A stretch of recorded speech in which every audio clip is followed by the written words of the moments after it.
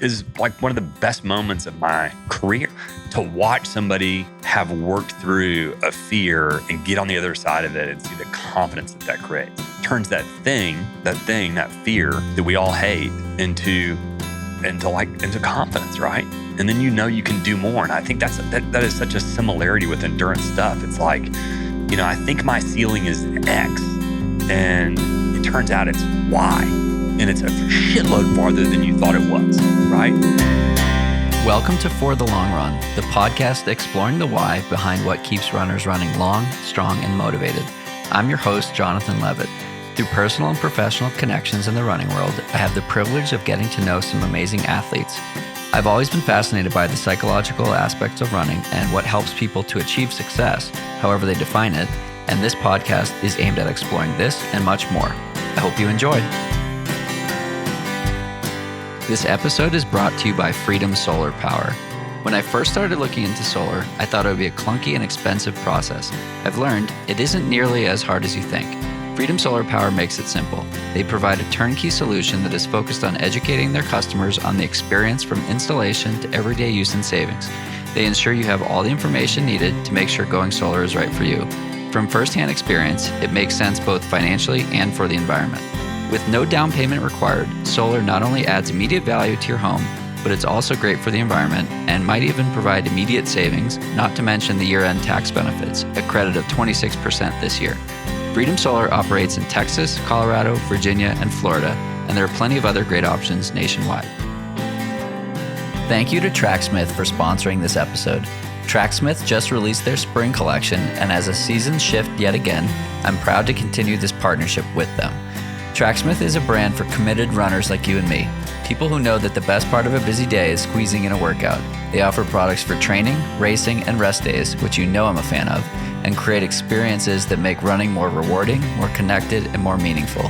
Visit tracksmith.com/forthelongrun to see some of my favorite pieces, and all orders with the code FORTHELONGRUN, all one word, will receive free shipping, and 5% of your purchase amount will be donated to the Michael J. Fox Foundation to help find a cure and support those living with Parkinson's.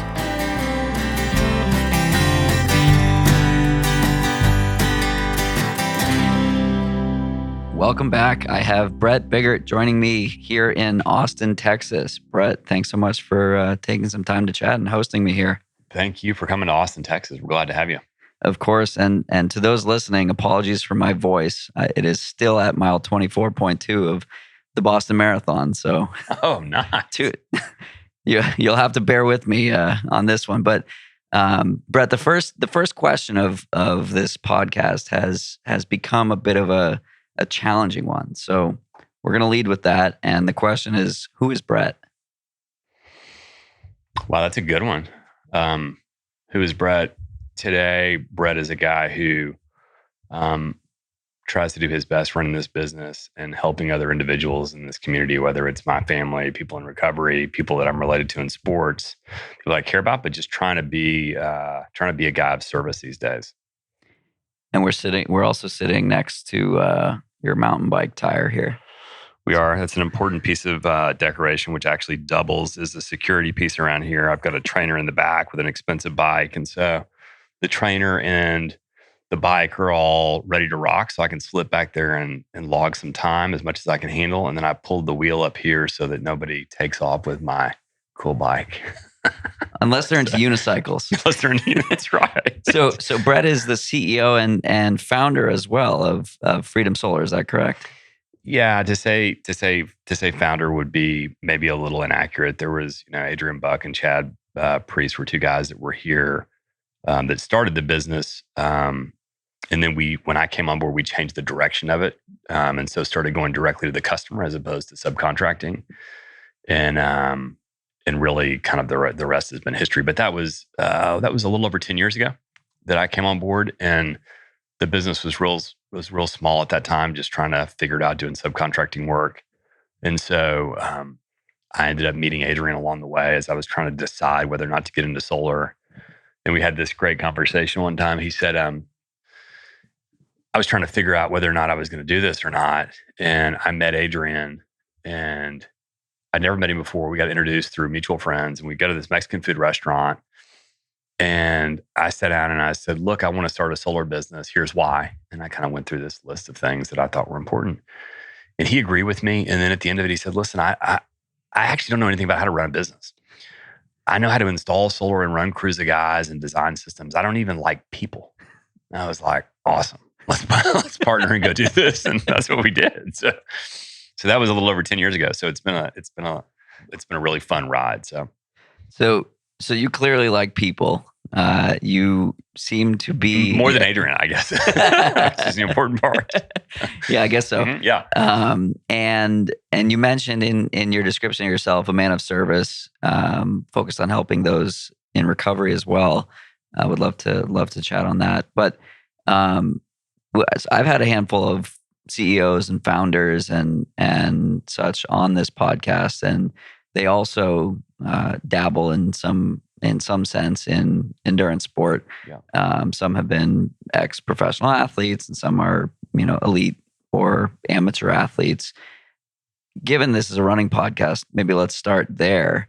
I'm curious about the intersection for you of athletics and business, and how maybe the risks you're able to take in the business world are, I don't want to say made possible by your endurance pursuits, but does it give you confidence what you do on the bike? How do you take what adventures you're having out there and bring it to that chair that you're sitting on over there? Yeah, I mean, there's so many overlaps to me in terms of characteristics that translate from being on a bike, for example, and grinding it out, to being the CEO of a business and trying to make the right decisions and build a company and build a high growth business. But the things that kind of come to mind that are real for me personally, I'm incapable of operating my life with any high degree of success. Like, I'm not a good person to be around. I'm not very effective. I'm not, all these things. I become frustrated. I become in my own head. All of these kind of, I'd characterize them as character defects. And the best way for me to deal with those is through some level of exercise at its core. I mean, there's other things too, and I'll maybe talk about that in a second. But it's a very important part of I'll call it medicine for me. It just is. And so, I think about, hopefully when you're in Austin, you'll get to run around Town Lake, which is it's a really pretty 10-mile loop around the middle of the city. And I think I've made maybe every important decision in my life running around that lake. Every important decision in my life. Because I went to high school right there, and now I'm 46, and I always have come back to Austin. And whether it's naming my kids or getting married or not getting married or starting a business or whatever it is, all of those things have kind of come at a point in which I'm in the middle of doing some kind of exercise thing. It's the time I'm most clear-headed. And it's also, for me, the thing that allows me to push the reset button. And I've tried all kinds of different things to push the reset button in life. And nothing works quite as well as that medicine of whether it's on my bike or swimming or running or whatever that exercise is. And I think every athlete understands that, or someone, even completely amateur athletes that just enjoy, a 3-mile run, for example, and that's hard. I think that thing, that being able to clear my head and reset myself is a really important thing, both physically and mentally. And I say it all the time that I think the biggest advantage for me is not the physical part. Like, okay, great, whatever, if you lose weight or you're able to run farther or whatever it is, it's I call it the mental health part, right? It's the mental health part that it gives me. And as you get more serious about those things, then the overlap becomes really, we have tons of points of overlap. So, for example, I'll just say that the idea of grinding it out. Like, I think a lot about what makes a company successful, and I think a lot about what makes athletes successful. And if I was to characterize it in one word, I would say the word is grit, right? And I've thought a lot about that because as we build this business and do what we're doing, we make mistakes. Some things we do correctly, some things we make mistakes and we try to pump the brakes. But the thing that's impossible to translate to a team is grit. And everybody has a certain amount of grit. And to me, the more grit you have, the more chance for success, for example, in the business world you might have. And that's not the only thing you need, but it's a really, really important piece. In grit, there's no better way to test or build or get comfortable with grit than grinding out some miles on a bike or on a run, or on a swim, or whatever it is, and getting used to that, getting outside of your comfort zone feeling. Yeah, it's like the more you do it, it doesn't become easier, but it becomes easier to do it and to get through it. And so we were talking before we started recording about my experience at the company I'm at. And like, it doesn't always go well. Things don't always go well. And people who don't have this experience with like getting through hard things struggle when things get hard. And so we're out there on the bike, we're out there running. Like, it's not comfortable, but that's the point. Yeah. If I could use just an example, if you think about an Ironman race, for example, in one day, you're going to go do this really long journey, right? And one thing is for sure, no matter if you're an age group athlete or you're a pro, like in that exercise of completing a race, you're going to have some really dark moments and you're going to have some really good moments. And you're going to have a lot of really, the dark moments tend to be temporary. And so getting to the other side of that, you get a lot of practice of that in in the exercise of doing a race. There was a film that a filmmaker named Bill Yang put out about I believe it was a 2015 or 2016 Western States 100, and he called it Life in a Day. And it followed three of the top female athletes through the race and how they experienced life truly in a day. Those highest of highs and those absolute lowest of lows. And I was chatting with someone, I don't know, probably 100 episodes ago at this point, and she runs 250-mile races. And I put run in air quotes because you can't run 250 miles, but she completes 250-mile journeys, races. And she said, this is a sandbox to try and fail. If I set myself up for a failure rate like this in life, her kids would have problems, all these things that you just get to play and get to see what happens, roll the dice and make decent choices and see what happens. It's I think that's the thing that becomes so addicting about it, because you get to kind of see what you're capable of pushing through. And I think at least it's been my experience, that generally is always a positive surprise. There's times it's not, right? There's times that things you get turned inside out and you hit the wall and there's nowhere to go, right? But more often than not, it's an exercise of going to a dark place and then working through it and getting out of it, and pretty soon you work your way out of it and you're okay again. And you kept moving the whole time. And that's funny you said that, a life in a day. I think when I finished the Leadville 100, I posted a picture of the finish of the Leadville 100, and I said in that I think I felt every human emotion in a day, because that's true. It's like literally like as happy as you can possibly be to like tears of sadness and pain. Why is this still going on? Yeah, and everything in between, right? Everything in between, just self-doubt to overconfidence to all these different emotions that you get to run the whole scale in 10 hours. And it becomes a very addictive thing. Yeah, the biggest swing I've ever had in terms of I feel really good, I feel really awful, I feel really good, came from the hardest thing I've ever done mentally and physically. I guess it makes sense. I did rim to rim to rim in the canyon 3 years ago now. And I can just vividly remember the feeling at 50K running 7-minute pace and just being like, holy shit, I feel fucking awesome right now, and ride this for as long as it can go, because it's not going to be like this forever. And then 5 miles later, we're going uphill, and it's literally the worst I've ever felt in my life, mentally and physically. But then you get out of it, and you're like, I've just leveled up. I can do harder things now. And so it's that like rinse, wash, and repeat, and the bar just gets higher the and ceiling higher. gets higher and higher. Yeah. Like the floor and the ceiling raise, and that's the beauty of it, right? So why'd you do your first ultra endurance race? Well, let me comment to your rim to rim to rim, because when you say that rim to rim to rim, it gives me PTSD over my experience doing that. I'd finished a couple of years ago doing the Ironman. I felt like I was in pretty good shape, and some buddies called and said, "Hey, come to Arizona. Let's go jump in the canyon. We're gonna go rim to rim to rim." And I'm like, sure, no problem. Didn't train at all. Went to REI, bought running shoes, hiking off-road shoes the night before I jumped on a plane to go to Arizona. We go do that. We start at 3 a.m. We go down the bottom. I feel great, right? We get to the bottom. The sun's coming up. It's, I put my hands in the water, wash my face off. Yeah, it's great. And we hiked out of that thing, running out of that thing, hiking, and it was one of those times that I literally hit the wall, turned myself inside out, and my buddy had one of those thermal blankets, like looks like it's like a heater. It's like one of those things. You're like, why are you packing that?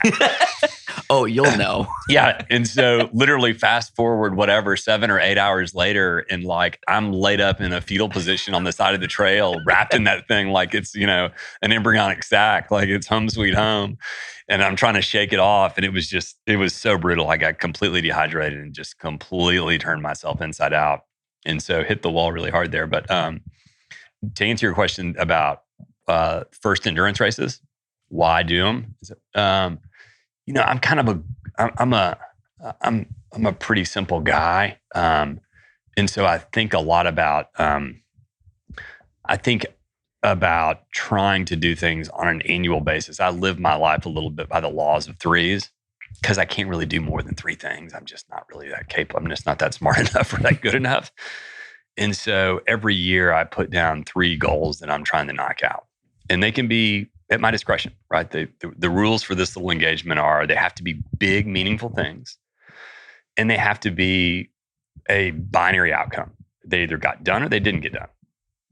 And so every year I do this. And so last year was to complete the Baja 1000. And so I completed the Baja 1000. This year, the Leadville's on there again to beat my last time. And so that's on there. So there's kind of one that I always do that's related to endurance stuff, one that's related to the business or my career, and one kind of personal thing, which is related to either like recovery or being a dad or something like that. But it's got to be measurable. It can't be like, hey, I want to be a better dad this year. It's like, hey, I want to go on 3 trips with my kids or whatever it looks like, or go sponsor X number of guys or do the 12 steps of Alcoholics Anonymous again, which is on my list this year. And so I think early on, it ended up becoming, I feel like I've got I was born with decent genetics where I could go, at a young age, I could go run a marathon without training. And my buddies were like, wow, how the heck do you do that? And so I knew I had somewhat of a okay genetic makeup to go do this. And then I thought, wow, what if I actually tried? What if I actually put a little bit of effort into this? And that's a hard thing for me because, that was a hard step for me, because I'm okay being good at something that I don't try. But if I really try and really put in all the time, what if I fail then? Like, can I live with that kind of a thing? And so I think the first one I did was an Ironman. I think that was like the first distance thing that I put out there, because I just thought it'd be cool to do. I didn't know many people who had done one, and I knew it took a lot of effort. And for me, I think the beauty of like planting a flag with a goal of I'm going to do X, Y, and Z race or whatever it is for me, it requires that I do something that I'm not good at doing, which is provide some level of consistency in my life. Like, I can't just show up and do it. There's no way, right, that my genetic makeup is going to carry me through something like that. I've got to put in the work, and I've got to do it consistently. And that becomes something that like I'm actually not that great at doing. Consistency? Consistency, and doing it, doing things on a really regular basis. And so I've got ADD and I get bored easy and blah, blah, blah, blah, blah. And I could give you all these reasons, but I think part of the reason is also, is fear, right? Like I'm fearful at times that I'm going to put this big goal out there and I'm going to try to put in the work and I can't put in the consistency, or I don't do what's necessary and I'm not able to do it. And this really forces me to get out of my comfort zone in a way that requires some real homework. And I don't really like to do homework. That's never been one of my strong suits. So I'm really curious about this because one of the things, so that I've done 15 episodes at this point, Yeah. and 75% of those are with professional athletes. And what I've determined to be one of the strongest indicators, not of success, but of progress, is consistency, right? Like it's exactly what you said. Yeah. You can't go out and do it without doing it consistently. So as someone who has a family, who has an important job, and also endurance pursuits, all those things require consistency. You can't show up to work 40% of the time and only produce 40% of the time. Your team will question you. Yeah. Same thing with family. Same thing. Yeah. You can't jump on your bike and go ride up to 14,000 feet. Yeah. How do you overcome that? It's really hard. It's really hard. I think about, I read this great article that Warren Buffett wrote about goals and about the art of saying no. And the essence of the article basically said, similar to my thing of writing down 3 things I want to do. And it said, listen, think about the things that are important to you on an annual basis. Put them on a piece of paper. And then if you're spending your time doing things that don't advance one of those activities to reach the goal, the answer should be no. The answer should be no until it gets done. And so that means that writing down those 3 things every year that I want to do is really important, right? I want to make sure because something of all the things I'm interested in or that are in my life and things I can spend time doing, a lot of that stuff is going to suffer, right? Because training for whatever, Leadville or Ironman or whatever big race is going to take a lot of time. And so you have to be real thoughtful about that. And it does take, you have to, everybody knows it does these things. Like it's not the 6 hour grind on the bike on a Saturday morning that actually is such a time suck, although that's a huge time suck. It's when I show back up after 6 hours, I'm totally worthless. I'm a totally worthless individual. I'm like a 20% dad, for example. my legs are shot and I can't do anything. And all I want to do is lay down. So it really turns into kind of a 6 hour exercise effort turns into call it a 9 hour of dad being gone or not at his best. And so I think you just have to be really thoughtful about when you schedule the time to do those. And I think every athlete tries to, get up super early and try to do them at more convenient times that don't interact with all their other stuff. But I would also say that while there is that conflict with work, for example, I'll use that as an example. And there have been times in my life I've tried this where I excluded a big athletic thing from my list of 3 things in the year. And I literally mentally kind of go crazy. I literally can't think as straight or as clearly. My goals become a little fuzzier things. I become more frustrated. I think I'm less of a person. When I show up, I'm not as good of a version of myself. And so while it is a distraction and it does take away time and it is hard to balance and all those things, I think I'm trying to solve for quality these days more than anything else. And so just being at work, for example, all day doesn't mean that's the most output that Bret Biggart can show up and give. I can perhaps go work out in the morning and show up and be far more effective in 5 hours, which is usually the case, right? And so I think finding that balance a little bit is what it's about. But I think most people that are close to me and know me and have to interact with me a lot, my family and friends and coworkers and people in this organization that I've got to interact with on a daily basis, they would prefer that I go work out a little bit and show back up. I'm a better version of myself. So, yeah. Yeah, this is I read I committed the cardinal sin of reading the reviews of this podcast recently. And one of the comments was, great podcast, but he seems to guide his guests toward his own agenda.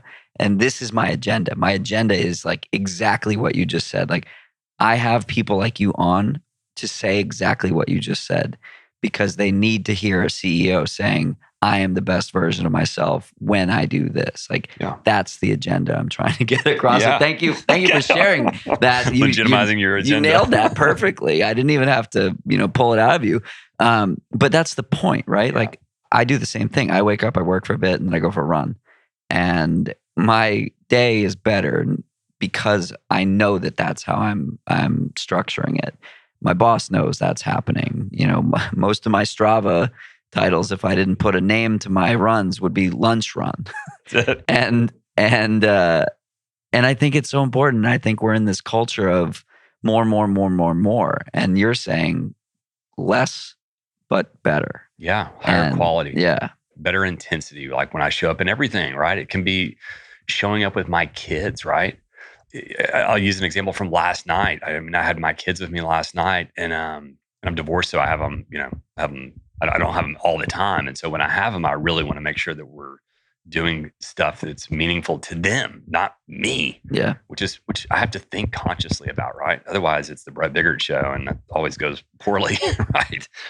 And so the best version of Bret Biggart shows up after an exercise and doing some work, and then showing up with my kids and turning my phone off and being able to get down and like whatever they want to do. You want to watch a movie, you want to throw the football, you want me to make dinner, let's do it. And let me be engaged with you. And that is much easier to do for me with a regiment of exercise and getting out and pushing myself. It's just much easier. I find it much more difficult to string 2 weeks together where I have no exercise and show up and be mentally available. I'm just not. I'm just distracted. When did you realize that?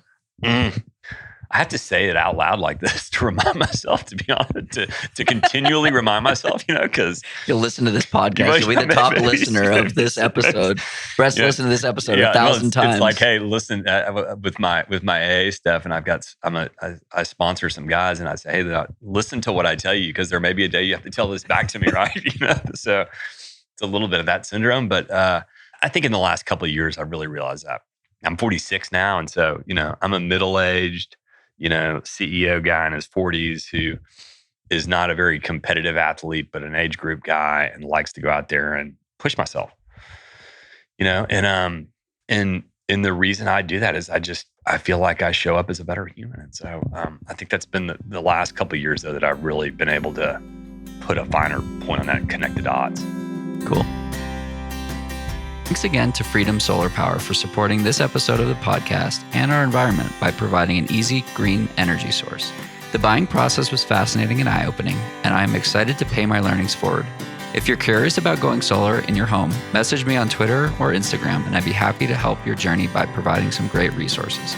Freedom Solar is a full-service solar company that's been installing solar panels and backup power systems since 2007. They operate in Texas, Colorado, Virginia, and Florida. Not in any of those states? Don't fret, my parents have the same panels from SunPower that were installed by a different company in Massachusetts. SunPower is the best in the business, and that's what Freedom Solar uses. I've enjoyed working with the whole team over at Freedom Solar, and I'm sure you will too. Thanks again to Tracksmith for supporting the podcast. I'm proud to partner with Tracksmith, and they're going to donate 5% of your order value to the Michael J. Fox Foundation for all orders, and you'll also get free shipping. The Michael J. Fox Foundation is dedicated to finding a cure and helping those living with Parkinson's. Both of my grandfathers have or had Parkinson's, and I'm grateful for Tracksmith's support for something so personal. Visit tracksmith.com/forthelongrun to see some of my favorite pieces, and all orders with the code FORTHELONGRUN will contribute towards this donation. I have been loving their Harrier long sleeve and Alston half tights in particular.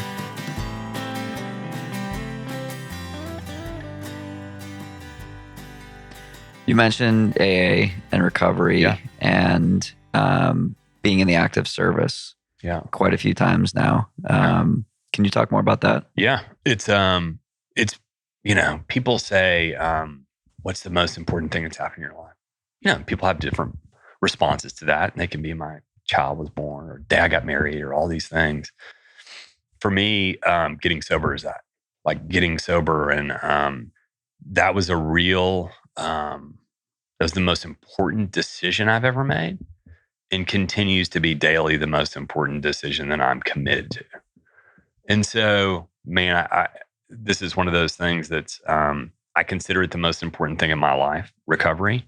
And the reason I say recovery is more important than Jack and Louise, my kids, for example, is because if I put anything above my recovery, I've got to be willing to lose it. And I watch guys do that all the time, right? Oh, well, I've got to deal with the kids, or I've got to deal with this work thing, or I've got to deal with whatever, but not recovery. And if I'm not in recovery and sober and showing up, I'm using it. I'm worthless, more than worthless. It goes very badly. And so it's keeping that as a priority in my life. It's hard for me to talk about my life without talking about it because it's such a big part. And it's really been I think I came into the program of Alcoholics Anonymous because I wanted to quit drinking, using drugs. And what you find is that what I found is the problem is me. It's me. The problem is inside me, right? Like, why do I do that? And my sponsor does this to me all the time. He whys me to death. Like, why? Until we finally get to like the thing. And the thing is usually I'm scared. I'm fearful about something or something like that. And so the exercise of getting sober and going through the 12 steps of Alcoholics Anonymous pulls back the layers of the onion to figure out the why, right? Why? What is it about me on the inside that's uncomfortable in my own skin, for example? Or what is it about me that feels, swings from being overconfident to super insecure, right? How can I not just find that middle spot? And a lot of that has to do with me running my life on self-will, right? And they say in the program, self-will run riot, right? Self-will can run you riot. And so it's a weird juxtaposition. I think about it a lot because a lot of training for endurance athlete stuff, is about self-will. It's about self-will. It is. And self-will can be incredibly effective tool when focused on the right things. And it can be a horribly destructive thing when it boomerangs around and cuts you to shreds, right? And so, there's this, to get up every morning and train for whatever the Leadville I'm training for right now is about setting my alarm. My higher power doesn't set my alarm. I do, I can definitively say that, right? Right. But I have to be able to be thinking about, thy will be done, not Bret's will, all throughout the day. To get out of myself and my self-will, right? What Bret wants to have happen. And so, it becomes a much bigger experience than just putting down the drink or drugs, right? It becomes an exercise in figuring out why do I have these character defects? What is this about? And then how do I deal with them? And so I've got a little over 10 years of sobriety today. I go to meetings all the time. I sponsor a bunch of guys. I try to stay really, we call it in the herd, right? I don't want to get out of the herd of this program because you get whacked outside the herd. And so, it's a really big part of my life. And it turns out it's been really helpful to use a lot of those same principles from Alcoholics Anonymous in my life and in my business. It all applies. It all applies. It's like, hey, a lot of it is about humility, for example. Okay, Bret Biggart could use a lot of humility in lots of places in his life. That's a good thing, right? No matter how you cut it, right? Being overconfident, cocky is just not a great strategy for most people. Right. And it's definitely not a good one for me. That doesn't mean I don't feel that way sometimes. It just means that I'm more conscious today of that internal thing that goes on and have to regulate it. And I regulate it through the program of Alcoholics Anonymous and getting outside of myself to help other guys or going to talk to my sponsor, going to meetings and help kind of resetting my perspective, keeping my gratefulness, always higher than my expectations, those kinds of things. I could talk about it forever, but it's been such an important part of my life. And, it's one of those things, my dad drank himself to death in 2017. He's the smartest guy I've ever met, funniest guy. And I watched what it did to him. And then my brother is also an active, drug addict. And I've watched him get incarcerated multiple times and is currently out right now. And so I see in my own family how destructive it is, like how devastating it is. The statistics are a little fuzzy, but it's like 1 in 5 people are touched by alcoholism or drug addiction in some way, shape, or form. So that's a lot of people. Yeah. It's a lot of people. And so my commitment to doing this has a lot to do with my kids not having to experience growing up in an alcoholic house. I talked to one of our board members and a good friend of mine. He was asking me about my Easter and how it went. And I said, it was great. My sister showed up with her kids and I had my kids, and my brother's wife showed up with their 3 little kids, and nobody was there drinking. Like it was really nice. It's a really low bar for success in my house for holidays. Like as long as no one is, there and using and crazy and all the insanity that goes with that, it turns out to be a really peaceful, lovely time. And so I'm real grateful that I get to experience a bunch of that these days, because that's different than a lot of the other past in my life. So it's a cool kind of joy to experience like that, I'm sure. Yeah. You've talked a bit about or referenced fear a couple of times. Fear of consistency or of not being consistent, fear of getting back to old ways. There are a lot of people listening who this is supremely relevant for. And I know that because I've had a good friend of mine, Alan Scherer, on this podcast who talked about his own sobriety journey or journey with sobriety. Yeah. Growing up in a similar but different household. Yeah. And I got dozens of messages after sharing that podcast saying, thank you. I feel heard and seen. So first, thank you for sharing and going there today. We met, 30 minutes ago. So I do appreciate that. And so getting back to that question, I'm curious how endurance sport gives you, or does endurance sport give you the confidence to be bigger than that fear? Yeah, it does. Fear is, we talk about it a lot in this business too. From a sobriety perspective, if you were to characterize like, what's the one thing, if you wide it to death down to a word, right? I'd wide it to death down to a word: fear. And that fear can look like a bunch of things, right? I'm not a good enough dad. I'm not a good enough CEO. I'm not a good enough. I don't provide enough. I'm whatever, right? I'm just scared. And I've spent my whole life being a tough guy, right? And so, or trying to be a tough guy. And so, to boil it all down and say, wait a minute, actually, I got a lot of fear around some stuff. And we talk about it in this business a bunch, because I think fear is maybe the most limiting factor to human beings. It just is, right?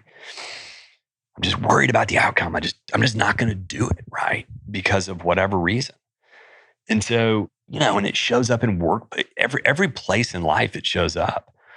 And so I think the best way to deal with fear is to talk about it and to bring it out of the dark closet and put some light on it. And usually in that exercise, it becomes far less potent, right?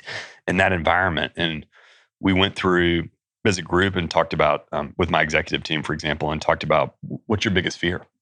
And we all went around the room. I think there were 13 of us. And we talked about, what's your biggest fear? What's the biggest thing? We'll categorize it related to work. And everybody had, listed something. 85, if not 90% of all the things that were listed and talked about in this awesomely vulnerable moment with 13 executives that all worked together, who were gracious enough to be vulnerable and talk about real stuff and to say what they were scared about. 90% of that stuff was bullshit. 90% of it was bullshit. Not only was it not true, but the opposite was almost always true. So, can you give an example? Yeah, let me give an example. My fear was, I'm worried that we have new investors in this business, and those investors are going to be upset with me somehow, and I'm somehow going to screw up the outcome of the business, and they're going to want to fire me, or I'm not going to do my job good enough, and they're going to lose their money, and whatever, right? And what was true? What's true is those investors are great friends of mine who have invested in this business as minority investors. In other words, they've said, you have control of it. We trust you to make whatever decisions you want to make. And by the way, you need to be there to lead this business. So what they've said and what they've done is totally opposite to the fear I feel on the inside. Totally opposite. Is it a protective mechanism? I don't know where it spawns from, but I know that it lives between my ears. And if I don't talk about it and help get a different perspective, then it gets bigger than it needs to be. Bret, you're talking about like the epitome of problems in America. Yeah. We're talking mental health. We're talking alcoholism. We're talking confidence. And I'm not talking about those as problems. Yep. The problem is not talking about things that are challenges. Yeah. I appreciate you sharing all of this. And again, coming from you as a male CEO, right? Conventionally, men don't talk about these things. Yeah. And people in positions of power really don't talk about these things. Yeah. Do you ever think about that and think about the, swimming upstream or I'm doing it my way? I laugh because, I think about, I try not to say my way, but I try to say, I think there's more context and relatability to vulnerability. Yeah. Than there is the opposite. For me to pound my chest and talk about a bunch of, tough guy shit that I've done is not that compelling to me right. or to other people. But I think everybody shares the struggle of dealing with fear. And so if you can create an environment where people feel okay to talk about that, I think that's really what I'm trying to do in this business is create an environment where it's okay to talk about that. Let's talk about it. Let me help you give you another perspective. Most of the time that fear is probably not going to be true. And then the most, I think one of the most confident building things in the world is when you talk about one of those fears that's real and you get to work through it and prove to yourself that really ain't that big a deal. And I'll use an example. We sat in this conference room on the other side of this wall for an executive meeting, and we rolled out our plan for the next year. And we talked about our goals, what we're going to do. And the person who's in charge of the marketing department had a huge number they had to hit, and we rolled out that number. And she was very visibly concerned about it. And total, this is a warranted fear. This is not an unwarranted fear. This is a legit fear. And so we rolled out that huge number, and she had to own that number. And we didn't know how we were going to get there. We didn't know what we were going to do. So a lot of fear around that. And we talked about it and said, look, we're going to work through it as a team over the next year. We'll figure it out. I don't know what the plan is to 100% to get to where we're trying to go, but I've got some directional ideas, and we'll try some stuff. And the stuff that works, we'll step on the gas. Stuff that doesn't, we'll step on the brake, and we'll work through it together as a team. And we'll be real honest and open and humble about it the whole time. And we did that the next year. And you fast forward 12 months later to her sitting in the chair I'm sitting in and me sitting at my desk. And she delivered the number and delivered it under budget. And she was in tears and I was in tears. This is like one of the best moments of my career, to watch somebody have worked through a fear and get on the other side of it and see the confidence that creates. Turns that fear that we all hate into confidence, right? And then you can do more. And I think that is such a similarity with endurance stuff. It's like, I think my ceiling is X, and it turns out it's Y, and it's a shitload farther than you thought it was, right? And I think that's such a beautiful thing to watch people work through, and we get to do it in endurance sports a lot because that's just the nature of it, right? And so you get to pull those, some of that confidence out of like pushing the ceiling and be like, okay, I can actually go farther than I thought I could go. Like I haven't gone that far ever, but we're going to do it in this race. And you get it done. You're like, okay, I could do that, right? And so I don't know. It's a real relevant thing, I think, for every human being to talk about fear. I definitely think that the act of doing endurance athletic sports is a great bit of medicine for it. Totally. Your point on the relatability and vulnerability is a strong one. I've been observing sort of how the sponsorship model within professional athletics has been shifting over the last, 10 years. And it's now not enough to just perform. You can't just put up good numbers and expect to sign a contract. The top finishers at the Boston Marathon don't have shoe contracts currently, and they ran unsponsored.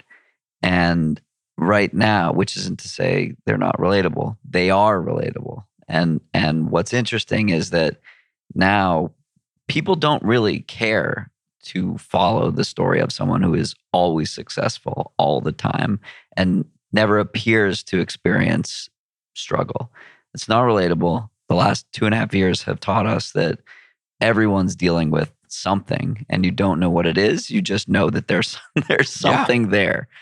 And so we're seeing this from professional athletes. We're seeing it from random people on social media. And these are the stories that are interesting. These are the stories that people care about. And it's really cool to see this type of evolution in like how society looks at struggle, because we all struggle. Totally. I mean, life is going to kick you in the teeth, right? Life is going to kick you. It just is. And if it doesn't, it's boring. And if it doesn't, it's just, you just haven't been around long enough, right? Just wait. Just wait. Because it's about to. Yeah. And so I find the lessons from people who've gotten kicked in the teeth and been able to persevere and work their way through stuff far more compelling than I do someone who has had it a far easier ride, but maybe had more success, but no kicks in the teeth. I relate to kicks in the teeth. Bret, you should listen to this podcast. I've done this 200 times now. So again, I could talk about this topic for hours, and maybe we'll have to do a round 2, but we're sitting here at Freedom Solar, the company that you're the CEO of. Talk about taking risks and taking chances. Your team approached me a few months ago saying, "Hey, can we work together after I put your solar panels on my roof?" And thank you for that, by the way. Thank you for that. And it's been a really fun experience so far. I asked your marketing team, what is a measure of success? And they just said they want to learn and see what they can learn about the endurance community and what they can learn about sponsoring a podcast or working with someone through social in this way. And to me, business is about transacting with good people and working with good people. And your team is good people. That grammar's not good, but I appreciate it, and I agree with you. So, where does actually, I know where your desire comes from. We talked about it prior to getting started. Your story around solar was similar to mine. So talk to me about that. Why solar? Why is that what Bret is doing? Yeah. So I spent the early part of my career trying to do things that I was not inherently good at. So I went to business school. You know, there becomes this competitive thing. Everyone wants the best job, and you all gravitate towards these industries that are super competitive and they pay the most, and it becomes this really competitive grind thing. And so pretty soon, you know, I of course jump into that competition. So I'm in the grind of that. And then if you're not careful, you get what you wanted and you get that job working for whatever. I'll use finance company, X, Y, and Z as an example, because that's what happened for me. And you end up making great money, but you're doing something that you hate doing. And that was what happened to me. And I just wasn't that passionate about it. And if you're not that passionate about it, you'll never be that good at it. At least I won't. And so for me, my story was about spending a large part of my life doing what I would characterize as insane things. Things are best, I think, illustrated by examples. Insane behavior would be something like working at a hedge fund for 10 years, roughly between a finance business and a hedge fund for 10 years of my life, doing something I hated doing and was not particularly good at it because I thought it was good bullshit at cocktail parties. That's insane behavior, right? That's insane. But that's essentially what I did. And so... Was it good conversation at cocktail parties? I don't even know that it was good conversation at cocktail parties. I couldn't tell you any there wasn't like some win I had at a cocktail party that I could even refer to. And so, I went through that exercise of doing that. And then my alcoholism got really bad and all this stuff, life that caught up with me in a way that I found myself unemployed and having to sell cars. And I went through that, which was a great humility exercise. And I was trying to figure out what to do with my life. And I had no idea what to do. And a guy in recovery said, you should look at solar. And I looked at solar and I thought, solar is too expensive and technology is changing and it's subsidized by the government and kind of what every skeptic says. I was just like everybody else. He said, no, why don't you take a look at it? Like really look at this industry. So I started to look at it and think all of my skepticisms were overcome with facts, right? This stuff has been around for 40 years. Yes, it's subsidized a little bit, but so we're the oil and gas industry. While the cost at that time, 10 years ago, was pretty high, it's coming way down. And so the cost curve is going the right direction. And the basic fundamentals I could understand, which was the cost of this stuff is coming down and the price of electricity is going up. Those two things drive the return for solar. And so I could wrap my head around that. And so I think at the time, this is like literally like getting sober. And you don't go into sobriety on a winning streak, right? You got your teeth kicked in, right? So, my credit score is maybe a 500. I've got no money. I burned down every relationship, blah, blah, blah, blah, blah. So I'm like, okay, solar is where I want to go try to do something. So I start looking around. It's super fragmented industry. There's no trucks on the road. People don't really know how to sell it. I called 2 companies in town. They don't even call me back. I'm like, what the heck? This is crazy. How does nobody call you back? So I met Adrian Buck, who's my partner in this deal. And we met at a Mexican food restaurant and we had this conversation that I told you earlier, but I'll share it with your audience briefly. I sat on this Mexican food restaurant and said, look, this is what I want to, and I shared this earlier, but this is the opportunity. And he said, well, great. I don't even like people. Why don't we do this? And we started out of his house and it became really evident to me that we were pretty good at doing this. And someone told me a long time ago, a woman who was on the cover of Fortune magazine, who I asked her her like career advice. Like, what's the best advice you give somebody who's graduating from undergrad, for example? And she said, find something that you are passionate about doing that is niche-y and become an expert in it and become the best that there is. And I think about that a lot. And so we think about ourselves at Freedom Solar as an inch wide and a mile deep, right? All we do is solar PV, right? So we do every way you want to apply it. You want to do backup power, you want to do a grid tied system, you want to do a ground mount, a pole mount, roof, blah, blah, blah, all the different ways to apply it. We're experts at that. And so we spent the last 10 years really, really focused on that. And it became evident early on that we bent over backwards for the customer and we were very customer focused. And so I think back to... so much so that your Colorado office got COVID and it delayed my installation. So Sandy asked for my electrical bill and paid it. That's awesome. That's the idea. Is like there's so much more. If you have a great experience, you're so much more willing to go talk about that. And that's such a more powerful thing than anything I could ever say as the CEO of this business. You as a customer saying good things about us is what we want. And so I think back to business school, and people around this organization have heard me tell this story, but I'll tell it to your audience.